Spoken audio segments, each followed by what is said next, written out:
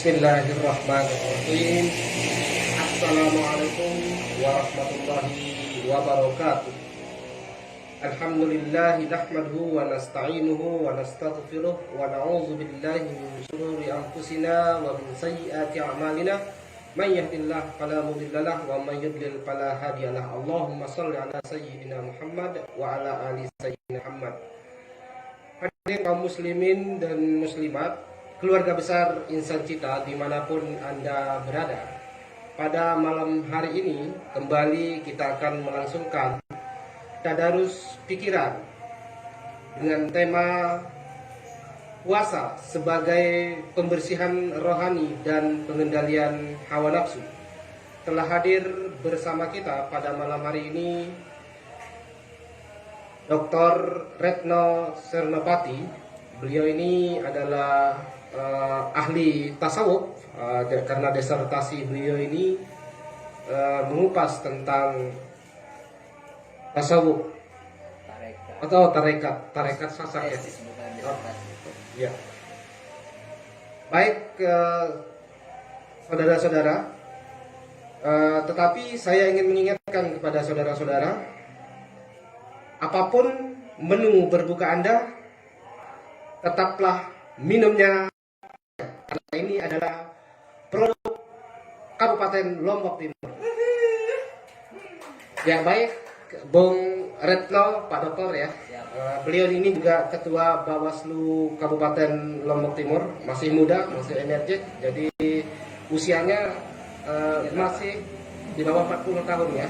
Berarti saya bilang adinda pada beliau ini. Jadi di usia masih sangat muda, sudah sangat prestisius. Beliau sudah doktor dan dipercaya menjadi penyelenggara demokrasi di Kabupaten Lombok Timur sebagai Ketua Bawaslu Kabupaten Lombok Timur.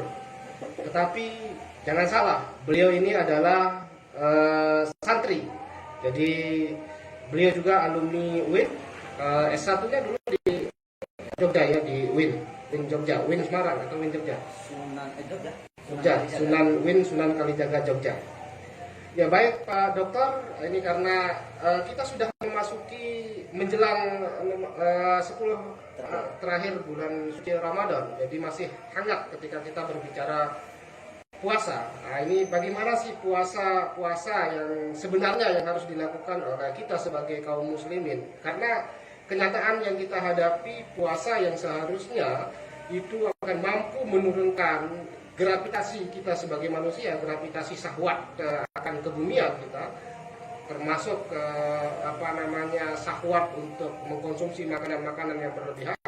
Akan tetapi justru di bulan puasa yang kita hadapi justru harga naik, harga melambung tinggi, kebutuhan pokok semakin meningkat, justru pasar-pasar semakin ramai. Nah ini di saat bulan Ramadan yang biasanya agak sepi di pasar justru semakin ramai. Di beberapa wilayah, misalnya di tempat-tempat pinggiran-pinggiran, disemarakkan dengan adanya pasar-pasar dan lain sebagainya. Nah sebenarnya bagaimana sih hakikat puasa sebagai pembersih rohani dan pusat pengendalian sentral bagi pengendalian hawa nafsu kita ketika kita berpuasa? Karena sabda Rasulullah sendiri ketika kita memasuki bulan Ramadan itu sendiri adalah dibukanya pintu-pintu surga, kemudian setan dibelenggu. Nah ini mohon pencerahannya Pak Dokter. Terima kasih. Terima kasih. Assalamualaikum warahmatullahi wabarakatuh. Bismillahirrahmanirrahim. Alhamdulillah wassalatu wassalamu ala Rasulillah. Rabbi shrah li sadri wa yassir li amri wa hlul 'uqdatam min lisani yafqahu qawli. Yang saya hormati Ketua Yayasan Insan Cita Selaparang, sekaligus ini senior kita di Kahmi, yang nama beliau kan Bang Suhirman, tetapi lebih masyhur indah HMI-Yun itu Bang Cuing, nggak tahu nyambungnya di mana gitu kan. Yang saya hormati pula jamaah yang ada di aula Yayasan Insan Cita, yang alhamdulillah ada beberapa jamaah yang istiqomah. dan jamaah Facebookiyah wa YouTubiyah dimanapun berada. Puji syukur kehadirat Allah Subhanahu wa taala. Alhamdulillah akhirnya Bang, setelah beberapa kali ditunda, sehingga ini saya harus penebusan dosa untuk wajib hadir, walaupun tadi sore disampaikan sebagai ucapan permohonan maaf, maka saya harus hadir pada malam ini. Ya, dan tentu berterima kasih atas kesempatan ini. Dan kebetulan tema yang diberikan kepada saya, alhamdulillah, tema-tema yang sesungguhnya sangat klasik ya, seklasik manusia itu sendiri, tetapi selalu update dan aktual untuk didiskusikan dan diamalkan sesungguhnya. Karena ya namanya manusia, ada yang hilang, ada yang lahir dan sebagainya, dan transfer tentang tema yang kita anggaplah diskusikan ini harus diteruskan. Tidak cukup hanya di kita saja, tetapi wajib juga untuk disiapkan dan disampaikan kepada generasi berikutnya. Tema yang diberikan itu adalah puasa sebagai pembersihan rohani dan pengendalian hawa nafsu. Jadi saya ingin memulai satu cerita yang sesungguhnya sangat masyhur, terkenal di para intelektual atau pengkaji sejarah peradaban Islam. Dan saya kira ini siapapun tahu sejarahnya, ketika perang Badar baru selesai, di mana prajurit atau para sahabat itu kalau melihat musuh di Badar itu kan berlipat-lipat. Artinya itu sangat berat lah, tetapi dimenangkan oleh oleh Rasulullah dan para sahabat. Tetapi yang mengherankan adalah ketika pulang kembali dari medan perang, justru Nabi besar Muhammad SAW itu mengatakan, roja'na min jihadil asghar ila jihadil akbar. Wa ma hiya ya Rasulullah? Wa hiya jihadun nafsi. Jadi sahabat sesungguhnya agak-agak terkejut ketika Rasulullah mengatakan, ini kan sudah berperang mati-matian melawan orang berlipat ganda dengan tenaga yang sangat harus disiapkan lah secara maksimal gitu.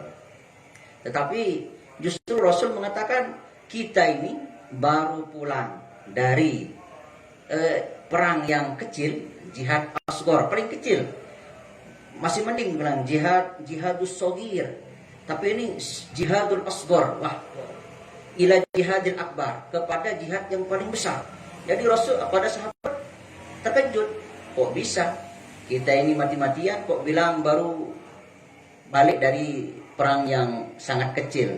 Apa itu ya Rasulullah? Yaitu jihadun nafsi, yaitu perang melawan hawa nafsu.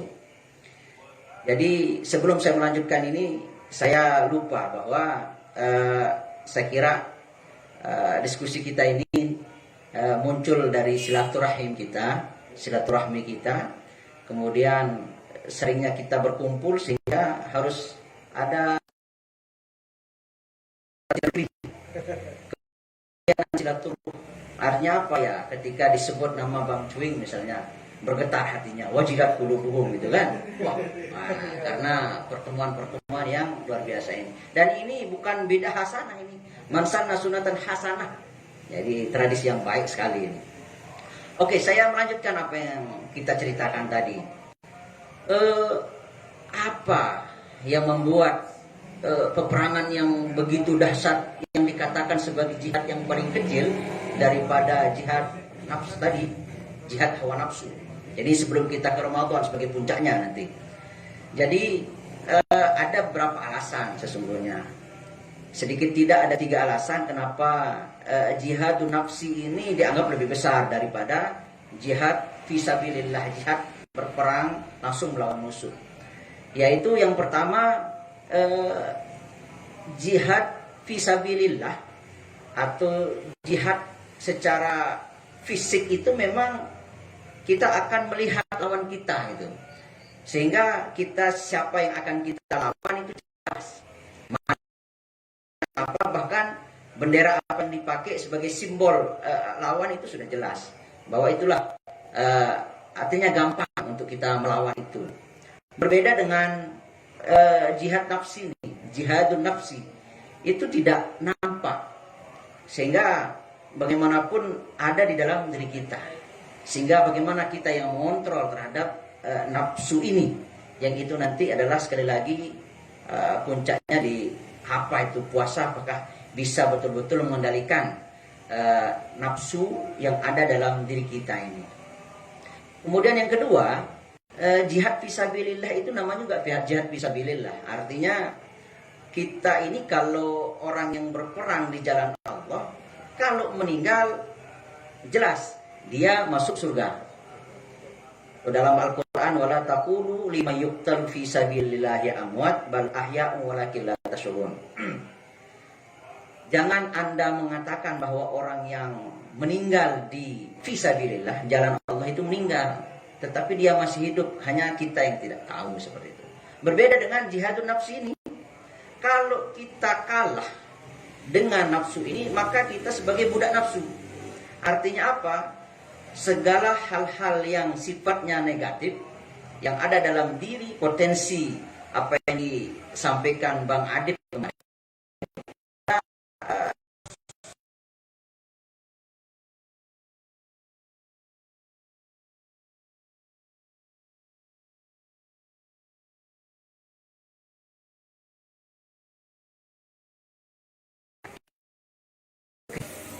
kemudian yang ketiga, nafsu ini lebih apa istilahnya? Karena sifatnya apa? Kalau jihad fisabilillah itu kan harus membunuh ini. Ya namanya musuh harus dibunuh. Berbeda dengan jihadun nafsi, tidak dibunuh, tetapi dijinakkan, dipelihara, dikelola dengan baik. Nah, jadi kalau ini tidak dikelola dengan baik, maka nafsu amarah itu lebih dominan dalam diri kita, yang membawa diri kita kepada hal apakah fa'alhamaha fujuraha wa taqwaha atau qad aflaha man zakkaha wa qad khaba man dassaha. Selanjutnya tentu untuk potensi-potensi nafsu negatif ini, bahasa atau umumnya yang bagaimana mengelola dengan baik, salah satu solusi yang paling baik itu adalah dengan puasa. Ini juga selalu saja asumsi kita hanya di puasa Ramadan. Puasa Ramadan. Padahal jauh sebelum Ramadan kita sudah diajarkan. Sudah diajarkan oleh Rasulullah bagaimana menyiapkan diri. Kalau dalam bahasa ulama atau syair-syair orang Arab itu kan, man arafa bu'das safar, man arafa bu'das safar ista'adda. Jadi siapa yang mengetahui beratnya sebuah perjalanan, maka dia akan siap. Apa itu? Ini kan puasa Ramadan 30 hari atau 29 sampai 30 hari kita melakukan puasa, itu sangat berat. Perjalanan jihadnya itu sangat luar biasa, 30 hari, 29 hari. Maka bagaimana cara menyiapkan diri? Ternyata dalam Islam itu sudah disiapkan. Kenapa misalnya Allahumma barik lana fi Rajab wa Sya'ban wa barik lana Ramadan. Artinya apa? Bahwa ternyata 2 bulan sebelumnya kita harus mengolah diri. Mengolah diri agar kita mampu menyiapkan diri untuk melakukan riyadhah pada bulan suci Ramadan ini, agar potensi-potensi yang ada dalam diri ini bisa dikelola. Karena kalau nafsu ini dimatikan, kita bukan lagi manusia ini. Nah, itu problem yang ketiga tadi, bahwa yang namanya nafsu ini kan tidak dibunuh dia, tetapi dikelola dengan baik. Tinggal bagaimana pengelolaan itu. Salah satu solusi tadi adalah dengan berpuasa. Karena kalau nafsu dibunuh berarti kita sama saja dengan makhluk yang lain gitu. Selanjutnya jelas di dalam Al-Quran yang juga kita hampir anak-anak SD pun paham, hafal. Jadi hafal ayat ini. Kalau bahasanya Bang Adib waktu kuliah dulu kan ada beberapa klasifikasi ilmu gitu. Ada hadratun nas, hadratul ilmi, hadratul falsafah. Artinya apa? Jangan-jangan kita hanya memahami redaksi ayat yang mengatakan ya ayyuhalladzina amanu kutiba alaikumussyam kama kutiba alal ladzina min qablikum la'allakum tattaqun. Tetapi yang perlu diketahui adalah makna atau filosofi dari output dari puasa ini, yaitu tattaqun. Tattaqun ini sesungguhnya pada makom tertentu kalau boleh dikatakan saya ingin memposisikan takwa itu sama dengan ihsan. Ihsan itu kan begini, bagaimana kondisi manusia itu di dalam bahwa dia ini seolah-olah anta abudallah ka'annaka tarahu wa illam takun tarahu fa innahu yaraka. Artinya apa? Kita selalu dalam pengawasan Allah Subhanahu wa taala. Sehingga kita dalam tattaqun. Tattaqun ini kan fi'il mudhari gitu kan? Bukan fi'il madi maupun fi'il amar. Tattaqun ini kan dalam kondisi terus bertakwa. Dalam posisi ihsan. Artinya apa? Kita dalam keseharian ini, output dari puasa ini adalah tadi, kita selalu menjalankan perintah Allah dan lain sebagainya. Karena orang beriman itu belum tentu dia takwa gitu ya. Belum tentu takwa. Karena kalau sudah takwa sudah berarti dia beriman. Dan puncaknya sebenarnya ihsan. Berbeda lagi dalam tradisi tasawuf sebenarnya. Tapi bagaimana mengelola ini? Mengelola bagaimana tazkiyatun nafs, atau tathhirul qulub, mensucikan hati itu seperti apa? Tentu ini meminjam istilah terminologi tasawuf, itu kan ada istilah takhalli. Takhalli itu mengosongkan diri dalam diri kita ini hal-hal sifatnya negatif. Sifat-sifat buruk itu harus dihilangkan. Sehingga selanjutnya berangkat ke periode berikutnya yang disebut dengan tahalli. Tahalli itu menghiasi menghiasi diri dengan perbuatan-perbuatan yang baik.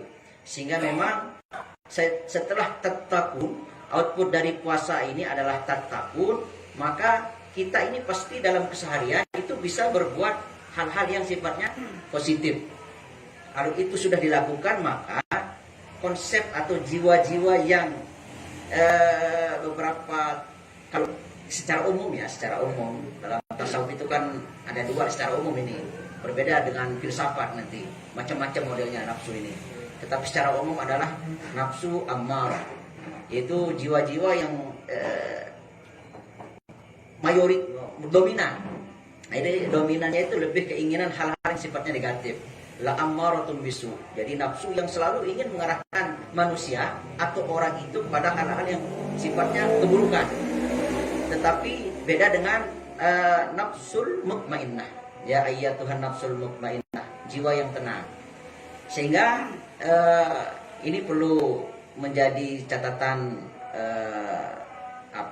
catatan dari tema ini adalah bahwa output dari Ramadan ini adalah menjadi orang yang bertakwa, dengan catatan bahwa beberapa nafsu negatif itu harus bisa dilewati. Kalau dalam ilmu tasawuf tentu ada berapa makom atau berapa ahwal, bukan ahwal beliau ini, sehingga dia bisa mencapai puncak kearifan, puncak ma'rifah. Kan perbedaan makom itu kan satu, kalau dalam tasawuf itu kondisi seseorang sehingga dia bisa melanjutkan ke tahap berikutnya. Kalau ahwal itu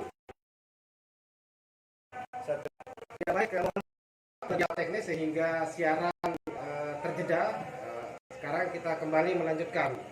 Pak Dokter tadi sudah menjelaskan terkait dengan kalau pendekatan kita tasawuf ada tahapan yang disebut dengan tahalli.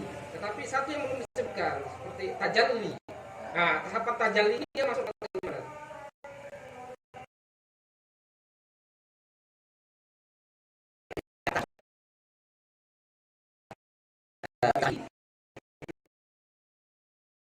Kalau tajalli ini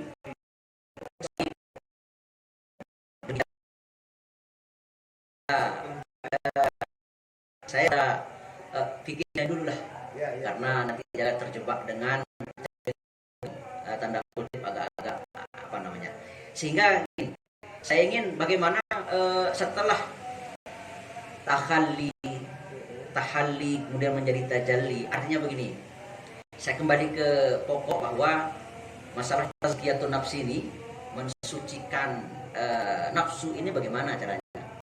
Karena tadi ternyata di dalam terminologi gitu kan, misalnya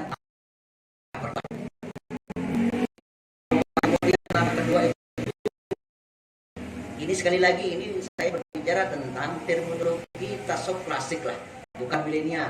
Kalau milenial berbeda ini. Kalau bahasanya Bang Hasbullah Muslim kemarin kan tarekat sibuk gitu kan. Tetapi sebenarnya itu tinggal kita modif saja. Modif dalam arti mereinterpretasi terhadap beberapa terminologi. Takwa itu apa? Uzlah yang katanya kalau dalam bahasa tasawuf itu menyembunyikan diri atau uzlah itu pergi ke suatu tempat yang jangan kita harus terganggu lah. Kemudian ada zuhud.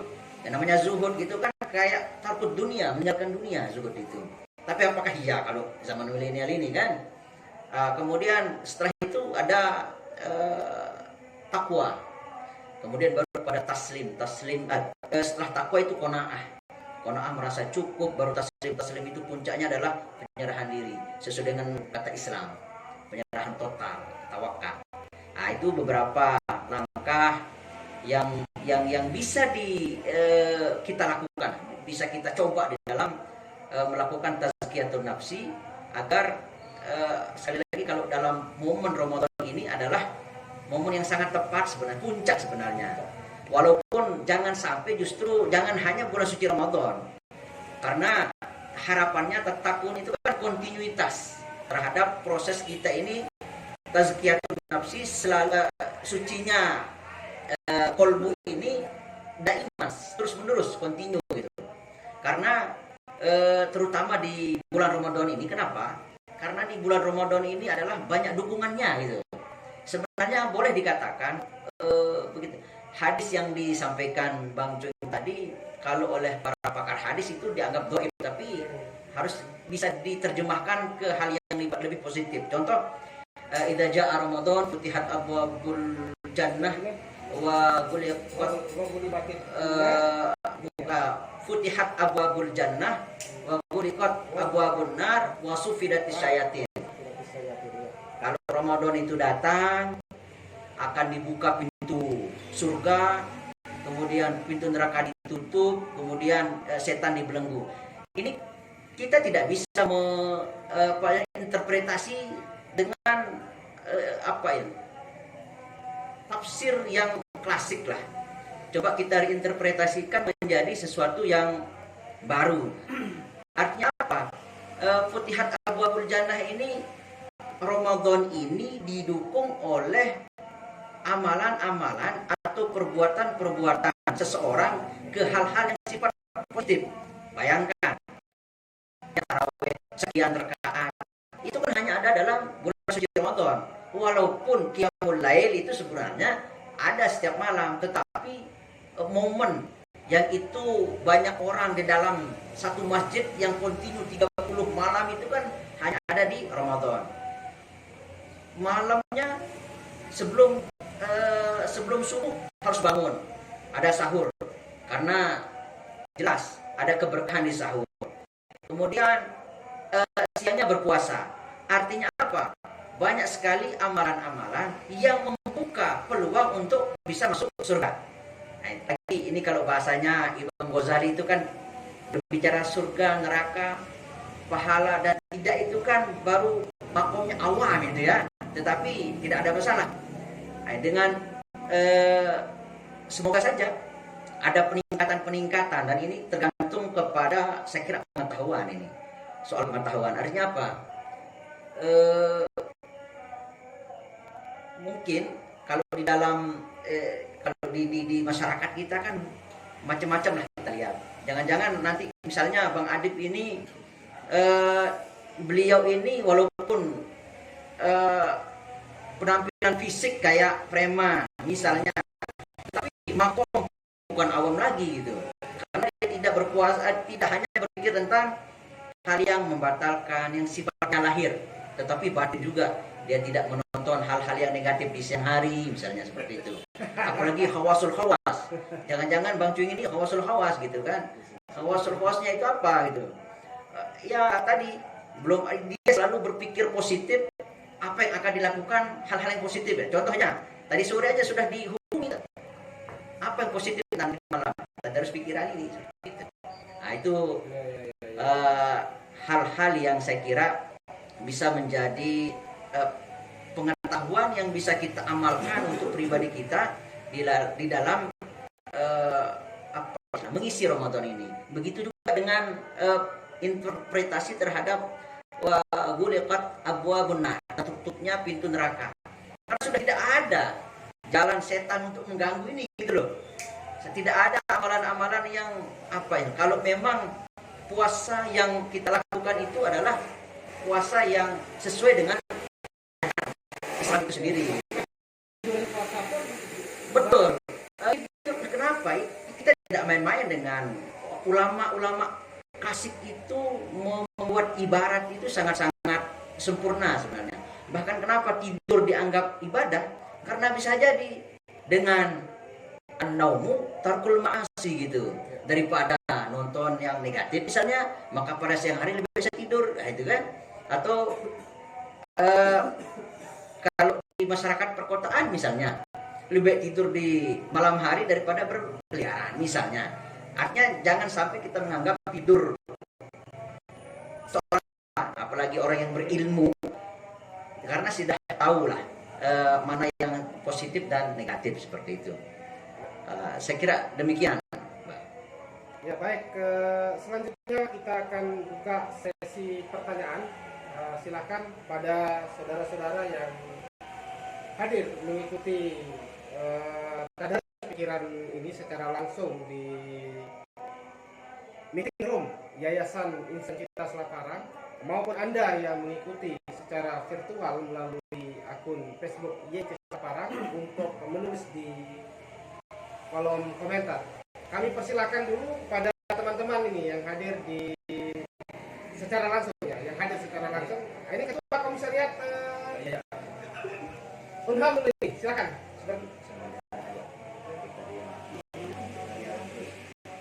Oke, terima kasih. Jadi tema kita sangat menarik bicara tentang puasa ini. Puasa ini tema yang kita bahas setiap tahun kayaknya. Ya. Jadi mungkin sampai 2024 besok itu kita akan bahas puasa juga mungkin dengan tema yang sama juga. Wajib. Nah, memang bicara puasa ini kan kalau kita bicara secara hukumnya itu kan kita udah tahu lah. Tetapi memang sangat perlu sekali kita ingin mendalami hakikat daripada puasa itu sendiri.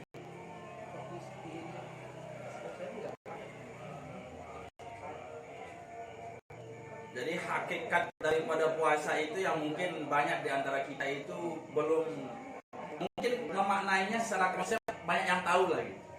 Tetapi menginternalisasi hakikat itu nggak segampang yang kita bayangkan. Yeah. Mungkin puasa itu membuka pintu rahmat. Tapi bagaimana caranya secara konsep, secara pengetahuan itu kita tahu. Tetapi secara menelaah sampai berdampak kepada perilaku kita itu mungkin sangat susah. Saya yakin juga mungkin para profesor, dokter mungkin secara ilmunya tahu gitu, tetapi melaksanakannya itu mungkin perlu ingin saya ketahui bagaimana kira-kira.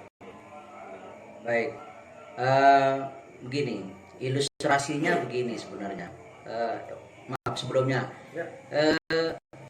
setuju apa yang disampaikan tadi bahwa kembali apa yang disampaikan tadi, tema tentang puasa ini adalah persoalan klasik, tetapi selalu update dan aktual untuk didiskusikan. Terkait yang pertama, pertanyaan pertama, hakikat. Ini sesungguhnya kalau kita mengkaji dari apa yang terminologi atau klasifikasi yang disampaikan oleh Imam Ghazali, sesungguhnya itu tinggal bagaimana memahami, bukan hanya paham, tetapi juga melakukan langsung terhadap pemahaman-pemahaman tersebut. Contoh begini, yang perlu kita ketahui bersama sebenarnya ini persoalan ilmu tentang puasa itu ya. Jangan-jangan apa yang kita lakukan hanya puasa saja. Nawaitu soma godin, itu saja. Tetapi pemaknaan terhadap puasa itu belum masuk ke dalam diri kita, sehingga tidak berdampak positif atau tidak sampai kepada hasil yang diharapkan dari puasa itu, yaitu tatakun itu sebenarnya. Sehingga sekali lagi sebagai ilustrasi yang lain beda ya. Pernah suatu saat saya sholat berjamaah di suatu tempat, kemudian ada makmum itu masbuk, dan itu umurnya masihlah di bawah 50 tahun atau mungkin 40 tahun, artinya masih muda. Ternyata pemahaman dia tentang masbuk itu saya kira tidak tahu. Pertanyaan berikutnya, pertama, apakah sholatnya sah atau tidak? Nah, ini kan sangat mengkhawatirkan. Jangan-jangan begitu juga dengan puasa kita. Puasa sih puasa, tetapi apakah iya puasa kita itu iya tata caranya benar apa tidak gitu kan? Oleh karena itu ada kearifan lokal dulu yang sebenarnya diajarkan oleh orang tua kita gitu. Pertama misalnya sebelum puasa mungkin ada istilah kalau di hari Jumat orang tua kita dulu itu tidak ingin beraktivitas selain menyiapkan diri untuk membersihkan diri untuk persiapan sholat Jumat. Semua dibersihkan, baik secara fisik dan lain sebagainya. Nah, begitu juga sebenarnya kita punya ritual mingguan sesungguhnya untuk mengendalikan nafsu ini, mengendalikan mengelola nafsu agar tidak terjebak pada nafsu amarah yang membawa kita kepada itu, misalnya puasa Senin Kamis. Artinya apa? Dalam seminggu itu ada 3 hari maksimal yang bisa kita manfaatkan untuk mengendalikan potensi negatif dari nafsu ini, yaitu Senin, Kamis, dan Jumat. Apalagi sekarang full di di bulan suci Ramadan, 30 hari apa yang saya sampaikan tadi. Artinya apa? Jangan-jangan output yang tidak sesuai dengan tatakun tadi ini kayak sholat masbuk tadi. Kalau secara fikih bisa jadi boleh dikatakan dia tidak sah sholatnya, apalagi diterima apa tidak, udah jelas. Itu yang kita khawatirkan dari ritual puasa ini juga. Baik, itu kalau kita berbicara masalah efek dari puasa atau manfaat dari puasa adalah pengendalian rohani, pengendalian hawa nafsu.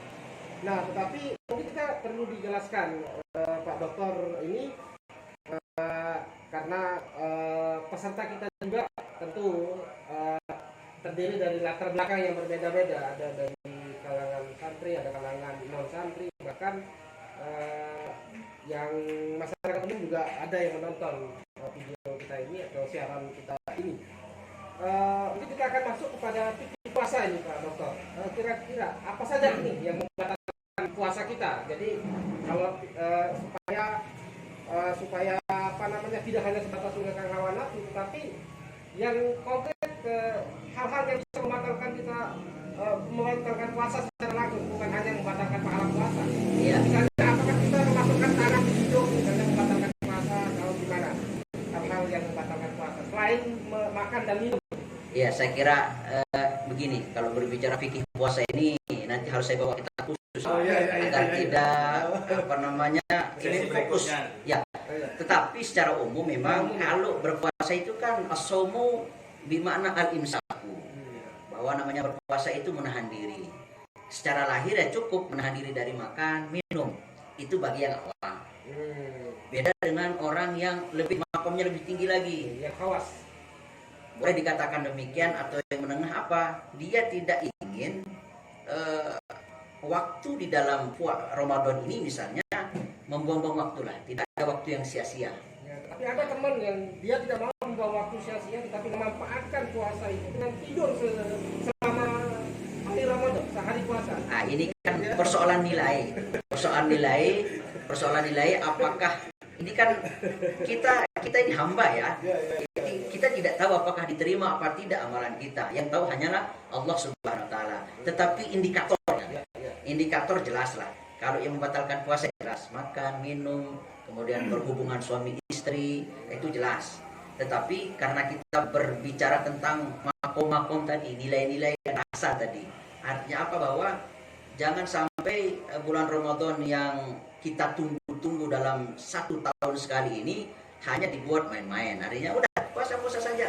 Saya khawatirnya bahwa tadi ilustrasi yang saya contohkan seperti orang yang masbuk tadi, dia tidak paham tata cara sholat. Artinya apa? Jangan-jangan udah bisa kita simpulkan sholatnya tidak sah. Sholatnya tidak sah, apalagi diterima gitu loh. Jangan-jangan begitu juga puasa kita tidak sah, apalagi terima. Nah, gitu. Tetapi secara umum kalau dalam fikih puasa ya jelas menahan diri dari hal-hal yang membatalkan puasa. Apa itu ya? Makan, minum, dan berhubungan suami istri. Ya, tapi ini fenomena, kita berbicara fenomena ini Pak Dokter. Ada fenomena menahan amarah, tadi sudah dijelaskan tentang bagaimana nafsul amarah. Fenomena di beberapa kaum muda kita, anak muda kita itu betul di siang hari mereka menahan amarah, tetapi di malam hari mereka tawuran. Jadi kita puasa di siang hari menahan amarah, tapi malam hari mereka tawuran. Ini bagaimana nih Pak Dokter? Ya, ini kalau kita berbicara anak muda gitu ya, ya kita sama-sama paham bahwa kondisi psikologis orang-orang yang muda dengan yang agak senior itu kan beda. Masalah tingkat kedewasaan. Tetapi juga yang penting lainnya adalah masalah ilmu. Ilmu tentang bulan Ramadan itu sendiri, ilmu tentang puasa itu sendiri. Jangan sampai mengambil sikap hal yang negatif. Oleh karena itu inilah saya melihat begini, kecenderungan antara masyarakat urban, masyarakat perkotaan dengan masyarakat kampung misalnya, ada pergeseran saya lihat sekarang. Apa itu pergeseran? Kalau di masyarakat urban itu sangat terjadwal dengan baik, misalnya dalam bulan Ramadan setiap malam itu harus ada tausiah dan lain sebagainya untuk menambah ilmu tentang banyak hal. Berbeda dengan masyarakat di tradisional kita di perkampungan. Dia baru, maaf, misalnya ada sebagian yang baru belajar hanya sampai dia tamat SD ngajar ngaji, tetapi ketika misalnya memberikan tausiah ceramah di masjid belum apa-apa 5 menit sudah nah ini kan teguran untuk jangan ceramah, tetapi si malakama ini pemahaman tentang ilmu Ramadan misalnya itu minim, tetapi ketika ingin diberikan penjelasan mereka sudah berkeluh kesah. Ini yang tidak, artinya apa? Saya sebenarnya lebih agak-agak optimis bahwa di masyarakat perkotaan ini lambat laun akan menjadi lebih positif lah. Hanya memang ini kan fenomenanya juga kita melihat gerakan anak muda ini jangan negatif juga melihatnya. Contoh adanya ya semacam orang yang mengganggu di misalnya menjelang sahur pakai mainan-mainan itu. Ini kan momen setahun sekali ini. Sebenarnya ekspresi beragama. Betul sekali, ekspresi beragama, dan di masing-masing tempat itu memiliki cara tersendiri. Bahkan ya ini termasuk saya sendiri pada kecewa ketika melihat ekspresi anak-anak muda di sekitar kampung ini. Kemudian setiap jam 3 ini kami terbantu untuk sahuran. Ketika kalau tidur kemudian dengan mereka mukul kentongan itu dengan nada yang kira cukup bagus nadanya untuk didengar, tetapi mereka dibubarkan oleh kepolisian. Padahal itu kita sangat terbantu untuk makan sahur tepat waktu, dan kan melihat justru itu adalah sebuah cara mereka mengekspresikan kebahagiaan mereka, membangunkan orang untuk sahur sehingga mereka tidak telat makan sahur. Betul. Jadi ini ekspresi bagian dari apa? Kearifan lokal, kebudayaan dari masing-masing wilayah. Artinya bahwa ini kan sekali lagi jangan memandang bahwa persoalan yang sesuatu yang tidak ada di luar Ramadan, kayak tadi itu seperti ritual kegiatan, tradisi seperti itu dianggap negatif, itu justru membantu. Itu yang perlu kita luruskan sebenarnya. Ya, mestinya adik-adik ini nanti bersurat ke kepolisian supaya memberikan takmir terhadap acara sahuran seperti itu, membangunkan orang sahur bahwa itu adalah ekspresi mereka dalam menyambut makan sahur. Hanya setahun sekali masalahnya, setahun sekali. Berarti termasuk petasan juga ada apa-apa pada dokter? Ya. Petasan ini juga mengganggu kalau petasan ini tadi ekspresi yang tadi menjelang sahur gitu kan. Seperti itu. Ya baik Pak Dokter, mungkin ini kita lebih mendalami terkait dengan tingkatan-tingkatan yang berpuasa. Tadi itu ada yang disebut puasanya orang awam, puasanya orang khawas, sampai kemudian puasanya khawasul khawas. Nah, seperti apa sih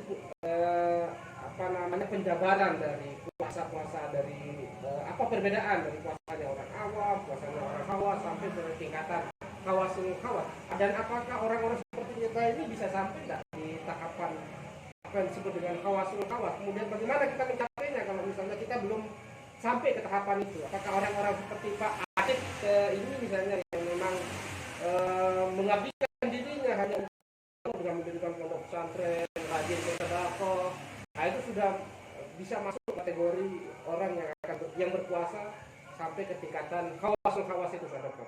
Baik, jadi klasifikasi 3 tingkatan itu kan yang kita pahami adalah dari apa yang disampaikan Imam Ghazali gitu. Ya. Tetapi sebelum ke sana gitu, saya ingin kembali menyampaikan bahwa satu hal yang sangat diperlukan dalam setiap momen apa yang akan dilakukan misalnya di Ramadan ini misalnya, hal yang perlu kita harus persiapkan itu adalah ilmu tentang apa? Ilmu tentang Ramadan itu sendiri.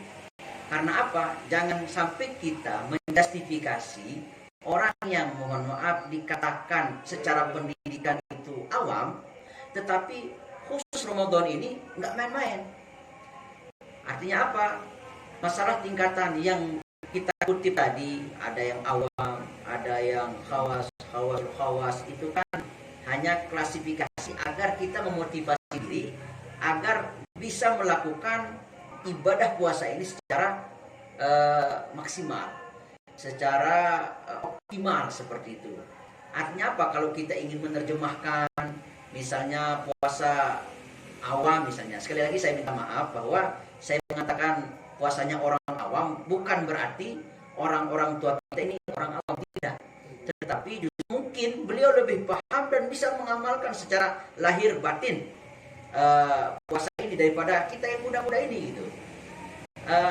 Tetapi kalau melihat terminologi atau klasifikasi dari Imam Ghazali itu adalah memang puasa awam ini hanya puasa menahan diri dari hal-hal yang sifatnya membatalkan. Ansip itu tokhil. Tetapi berbeda dengan yang agak lebih klasifikasi lebih tinggi lagi, bahwa dia tidak hanya ingin nilai puasanya itu sia-sia. Dia tidak hanya menahan diri dari makan, minum, berhubungan dengan suami istri, tetapi dia akan mengisi, atau bahasanya tadi adalah tahalli tadi, mengisi dengan hal-hal yang sifatnya positif di bulan Ramadan. Dan yang paling tinggi tadi, ya anggaplah kalau kita kutip lagi khawasul khawas, itu sudah persoalan batin. Jadi sudah tidak melirik pada kiri kanan, tapi fokus pada peribadatan seperti itu. Jadi jangan-jangan sekali lagi kita yang mengklaim diri orang yang berpendidikan ini juga masih pada level awam tadi gitu. Karena kalau kita melihat kearifan lokal dari orang tua kita dulu, beliau-beliau ini sudah menyiapkan diri jauh sebelumnya untuk menyiapkan diri lahir batin, kemudian persoalan peribadatan dalam melakukan menyiapkan diri dalam menyambut bulan Ramadan ini. Tapi menyiapkan diri itu tidak sebatas menyiapkan ini ya, belanja untuk di bulan puasa ya. Nah, betul sekali. Adalah menyiapkan hati gitu ya, bukan menyiapkan belanja di bulan Ramadan. Nah iya, kalau dihubungkan dengan ini memang saya tidak tahu tradisi yang memulai ini siapa gitu. Kadang-kadang memang apalagi 10 akhir Ramadan itu sudah tidak ada isi masjid itu. Yang ada kebetulan lewat kan hampir setiap malam 3 malam berturut-turut ini lewat perempatan itu Sinar bahagia. luar biasa padatnya. Tetapi sekali lagi ini kan Jalur tengah ini, ya, jalur macet. intelektual ini kan kita begini, itu kan sunatan kurang hasanatan gitu loh, tradisi yang kurang baik gitu. Ya. Bahwa ya mau pakai pakaian apapun menjelang apa Idul Fitri sama, karena bukan persoalan pakaian. Laisal id liman labisal jadid. Jadi bukan Idul Fitri itu persoalan pakaian, tapi imanuhu yazid, seperti itu. Imannya bertambah, semakin takwa, semakin lurus, semakin hal yang positif seperti Ya, itu. kalau kita mengutip hadis yang mengatakan bahwa kebahagiaan bagi orang yang berpuasa itu ada dua, ya, Iya. dengan berbuka sama bertemu dengan Tuhannya. Iya, Nah, iya. tetapi justru sekarang bertambah lagi, yaitu kebahagiaan bagi orang yang berpuasa adalah mendapatkan THR. Ini penafsiran baru sebenarnya. Ini penafsiran baru. Atau itu anomali. Iya. Pengertian puasa sendiri ya. Iya, iya. Artinya bahwa menginterpretasi terhadap risoim farhatani tadi, bagi orang yang berpuasa itu dua kebahagiaan. Indal futur artinya ketika hari raya maksudnya. Tetapi kan sekali lagi penafsiran. Harapannya tentu sebagai orang yang berpendidikan, berpengetahuan bisa mentransformasikan pengetahuan ini, mentransfer kepada jamaah yang dikatakan awam tadi. Kasihan sekali. Jadi jangan sampai pokoknya Ramadan ini saya harus pakai pakaian baru, seperti itu. Ya, termasuk ketakutan para pejabat untuk bertemu bersilaturahmi itu ketakutan dicari THR. Di WA grup, pinjam semua WA grup bertanya tentang THR. Iya, iya, iya. Makanya mungkin itu yang membuat para beliau-beliau ini menunggu THR juga gitu kan. Seperti itu. Ya, terima kasih Pak Dokter. Ya, kami persilakan lagi, kita masih punya waktu beberapa menit ke depan sebelum kita akhiri. Oke. Silakan. Memang apa yang disampaikan itu cukup menarik terakhir. Misalkan tadi menanggapi sedikit soal Imam Ghazali tadi. Dan di Ghazali itu kan membuat klasifikasi. Gitu. Jadi kalau nggak salah redaksi di kitabnya itu i'lam anna soma salah sadarojah. Saumul umum, wa saumul khusus, wa saumul khususul khusus. Jadi ada saumul umum. Saumul umum itu diterjemahkan oleh banyak orang itu puasa orang awam. Awam dalam hal bukan dari segi intelijensianya, tapi level abidnya itu. Jadi misalkan dia hanya seperti yang dikatakan Pak Dokter tadi itu hanya sebatas menahan. Jadi kayak kita misalkan pas buka habis itu capek kan tidur, nanti zuhur asar lewat tiba-tiba maghrib gitu. Jadi secara syariat sah puasanya gitu. Secara hukum fikih itu kan sah, dia tidak bermasalah. Walaupun tidur seharian sebelum. Enggak ada masalah. Secara hukum dia sah. Tapi kalau sholat terlewatkan bagaimana? Hukumnya kan hukum sholat, Ya, bukan ya, kena hukum puasa. Ahli fikih ternyata. Jadi dihatam juga itu redaksi Imam Ghazali tadi. Karena sering diceramain. Ya, silakan lanjutkan Pak Ali. Terus yang kedua ada namanya saumul khusus, jadi puasa khusus. Jadi puasa khusus itu mungkin lebih tepat tadi itu yang sebagaimana yang disampaikan itu mungkin maksudnya ihsan. Jadi dia ingin melakukan sesuatu yang melanggar, membatalkan puasa, tapi dia kendalikan. Jadi seolah-olah Tuhan itu memperhatikan dia. Ya kan?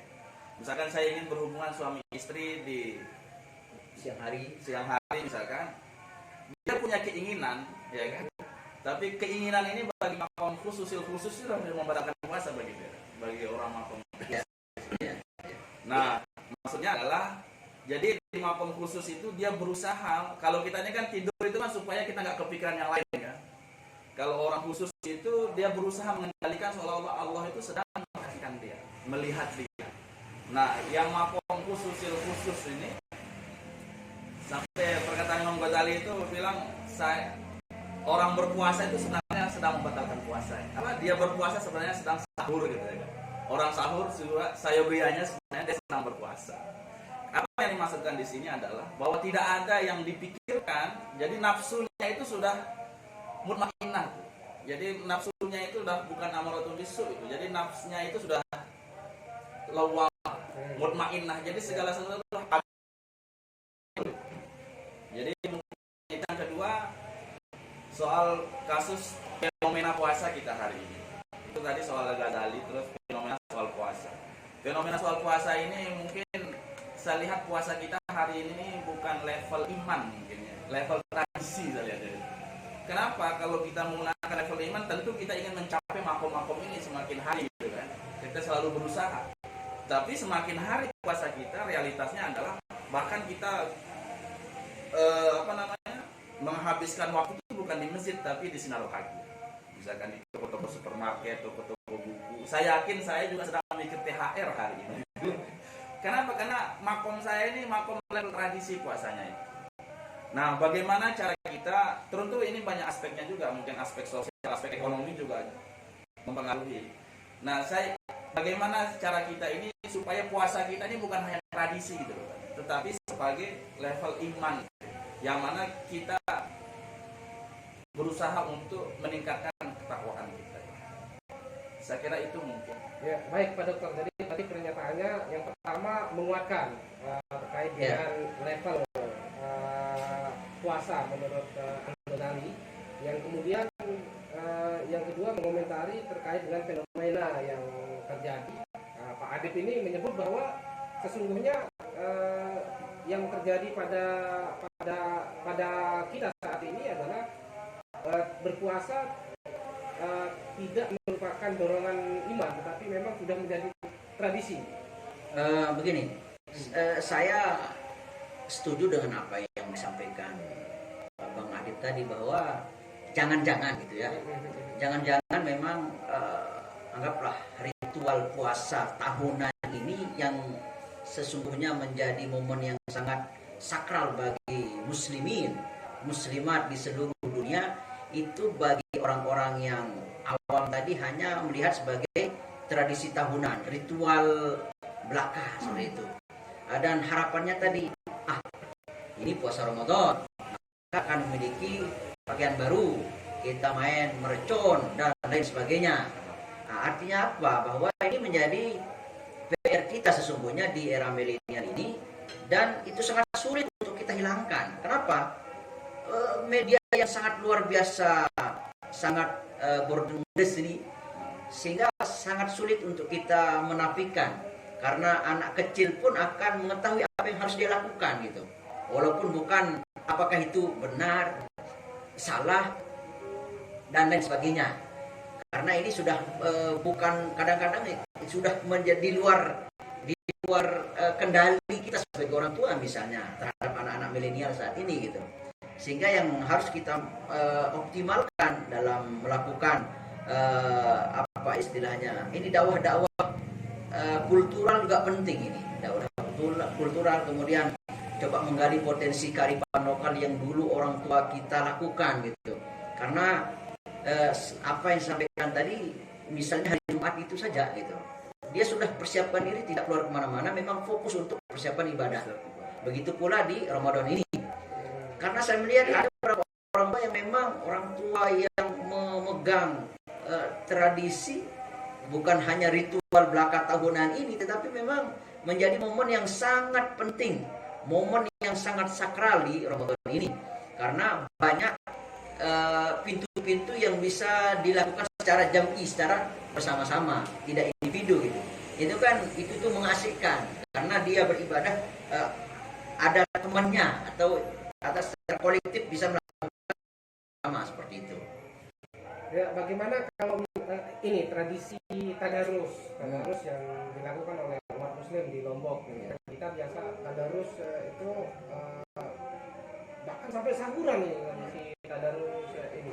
Nah, terkait dengan himbauan Menteri Agama ini yang membatasi penggunaan toa. Nah, kalau di Lombok ini Pak Dokter melihatnya seperti apa? Begini, kalau masalah pengaturan itu sesungguhnya bagus-bagus saja gitu kan, untuk ketentraman orang yang lebih banyak gitu. Tetapi perlu juga kita garis bawahi bahwa karena ini menjadi momen tahunan yang kalau di tingkat kita lah di sini perkampungan ini kan justru memotivasi untuk beribadah. Jarang sekali orang bisa menghatamkan Al-Quran hanya dalam waktu misalnya sehari, 2 hari, seminggu. Tetapi itu bisa terjadi di bulan suci Ramadan ini.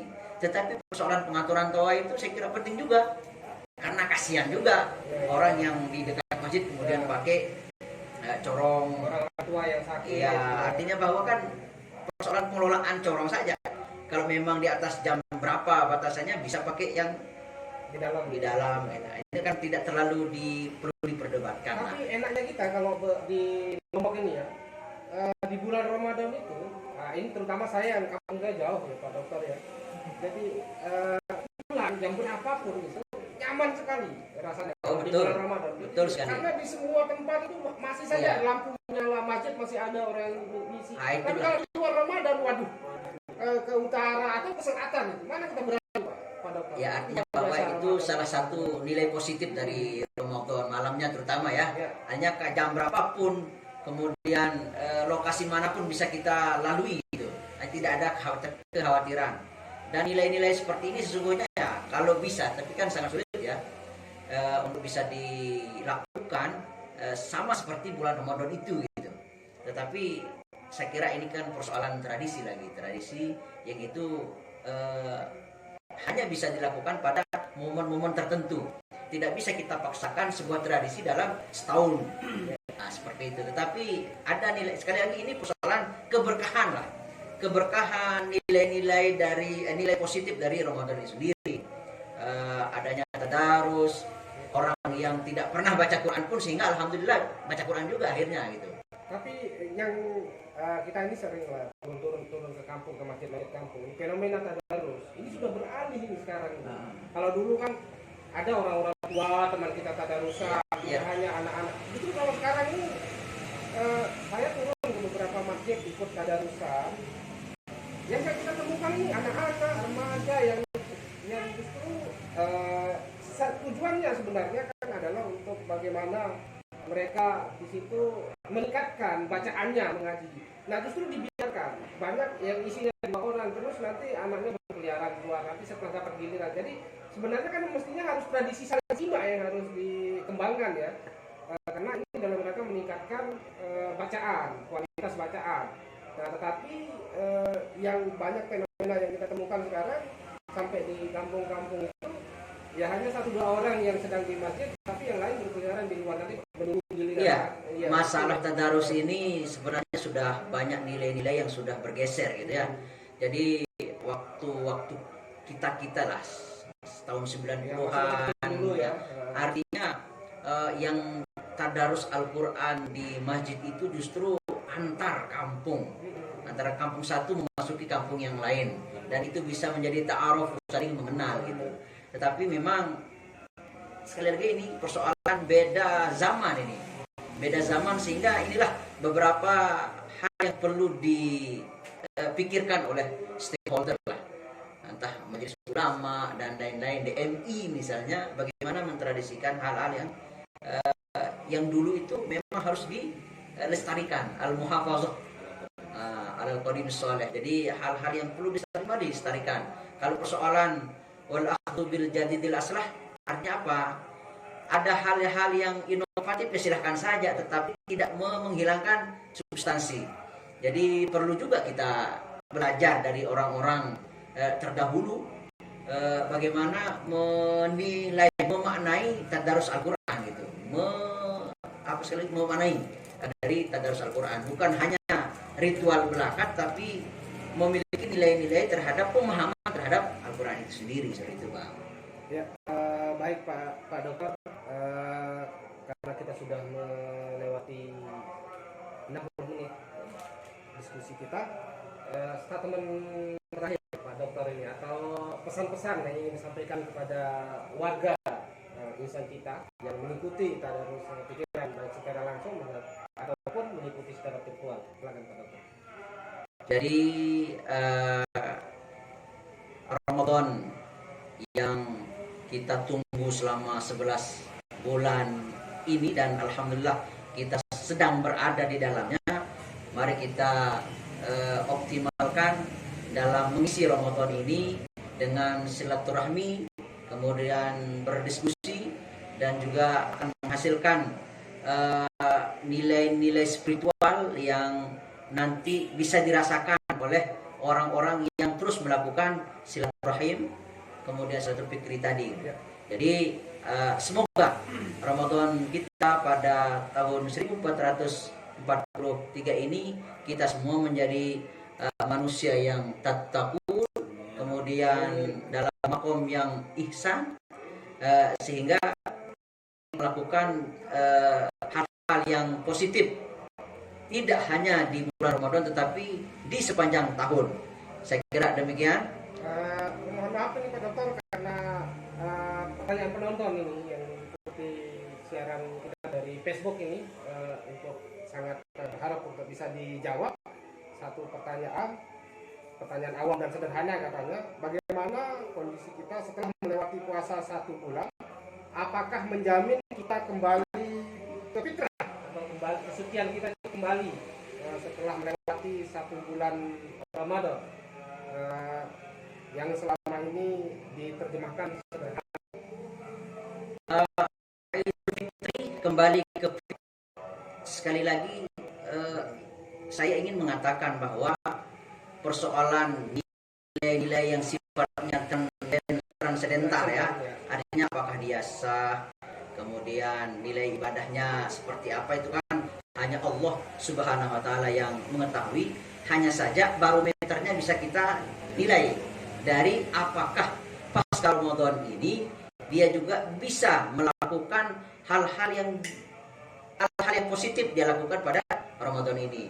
Artinya segala sesuatu yang dilakukan pada bulan suci Ramadan yang sifatnya positif ini bisa tidak dia lakukan secara kontinu di luar Ramadan itu sendiri.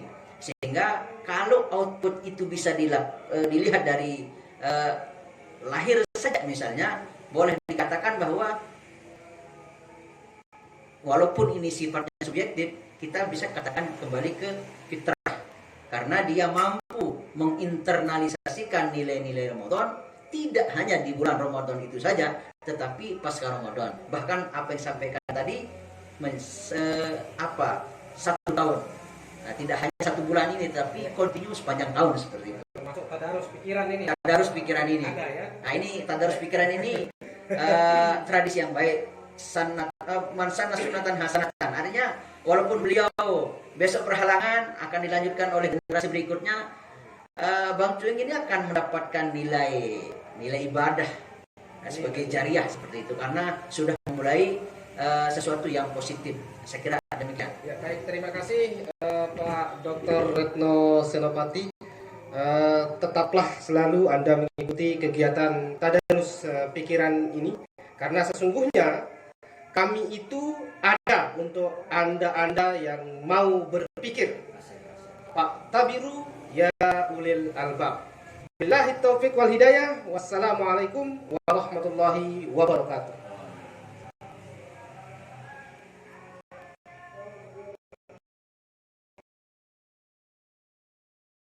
Organisasi apa kan?